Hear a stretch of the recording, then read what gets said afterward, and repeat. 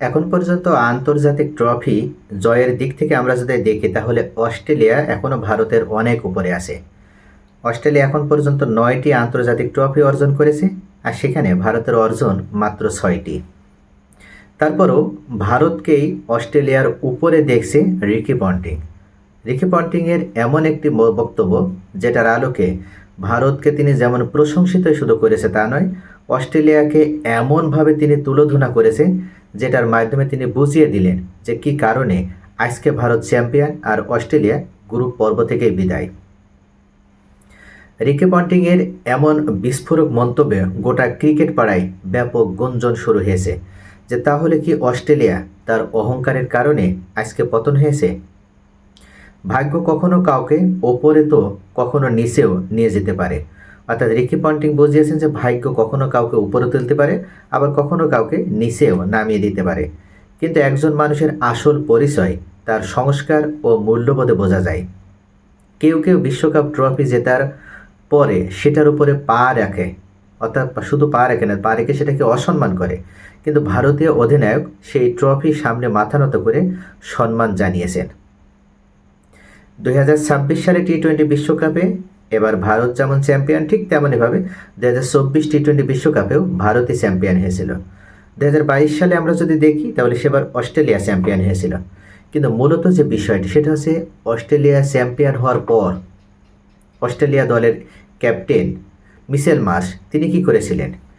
তিনি ক্যাপ্টেন হিসেবে যে ট্রফিটা তার বুকে আগলে রাখার কথা ছিল, কিন্তু সেটাকে তিনি বুকে আগলে না রেখে অসম্মান করে সেই ট্রফির উপরে পা রেখেছিল। আর যার কারণে এরপরে একের পর এক অস্ট্রেলিয়ার শুধু পতনই আমরা দেখেছি। চ্যাম্পিয়ন্স ট্রফি থেকে শুরু করে, ওয়ার্ল্ড কাপ থেকে শুরু করে, অর্থাৎ এই টি-20 বিশ্বকাপ থেকে শুরু করে প্রত্যেকটা জায়গায় অস্ট্রেলিয়া বারবার ব্যর্থ হয়েছে। এমনকি এই টি-20 বিশ্বকাপ শুরুর পূর্বেই পাকিস্তানে তারা 3 ম্যাচের একটা প্রস্তুতিমূলক একটা সিরিজ খেলেছিল। যে 3 ম্যাচের টি-20 সিরিজটাতে 3টা ম্যাচে পাকিস্তানের কাছে একেবারে নাকানি চোবানি খেয়ে চরমভাবে লজ্জাজনক পরাজয় বরণ করেছিল এই অস্ট্রেলিয়া টিম। যদিও অস্ট্রেলিয়ায় সকল আপনার এবার যারা বিশ্বকাপ খেলতে এসেছিল তাদের সকলেই ছিল, তারপরও এতটা বাজে পারফর্ম এবং হোয়াইট ওয়াশ হওয়ার লজ্জা এটা অস্ট্রেলিয়া কখনো পায়নি, এমনকি পাকিস্তানের কাছে। কিন্তু পাকিস্তানের মাটিতে তাদের সেই লজ্জা রেকর্ডে পড়তে হয়েছিল। এরপর পরই আমরা দেখেছি যে বিশ্বকাপে জিম্বাবুয়ের কাছে পরাজিত হয়েছে, এমনকি শ্রীলঙ্কার সাথে পরাজিত হয়ে তাদের গ্রুপ পর্ব থেকেই বিদায় নিতে হয়েছিল। রিকি পন্টিং মনে করেন এই অহংকারের কারণে আজকে অস্ট্রেলিয়ার এই পতন হয়েছে, যেখানে সূর্যকুমার যাদব ভারতীয় এই টি-20 দলের বর্তমান ক্যাপ্টেন, তিনি ট্রফি জয় করার পর বুকে আগলে রাখেন, সেটাকে সামনে নিয়ে পূজা করেন, ট্রফিটাকে সম্মান করেন, ভালোবাসেন, মহব্বত করেন, যেটা অস্ট্রেলিয়ার ক্যাপ্টেন করতে পারেনি, আর যে কারণে অস্ট্রেলিয়ার পতন হয়েছে। আর আবার দ্বিতীয়বারের মতন সূর্যকুমার যাদবের নেতৃত্বে এই টি-20 বিশ্বকাপ তারা চ্যাম্পিয়ন হতে পেরেছে।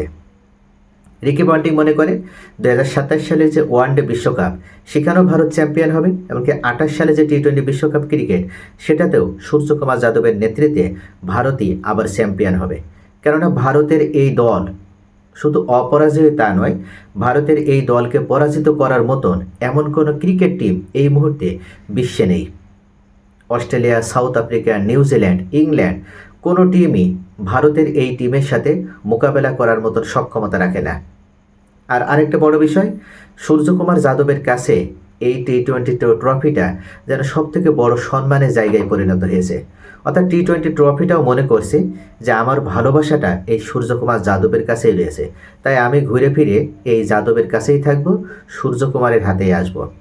রিকি পন্টিংয়ের কথায় মূলত সেটাই ফুটে উঠেছে। তো প্রিয় দর্শক, আপনাদের কি মনে হয় আসলে কি এই অসম্মান করার কারণে অস্ট্রেলিয়া ক্রিকেট টিমের এই অধপতন এবং তারা একের পর এক টি-20 ক্রিকেটে বা টি-20 ফরম্যাটে এমন বাজেভাবে লজ্জাজনক পরাজয়ের মুখোমুখি হচ্ছে? আপনাদের মূল্যবান মতামত কমেন্টে জানান। সকলে ভালো থাকুন।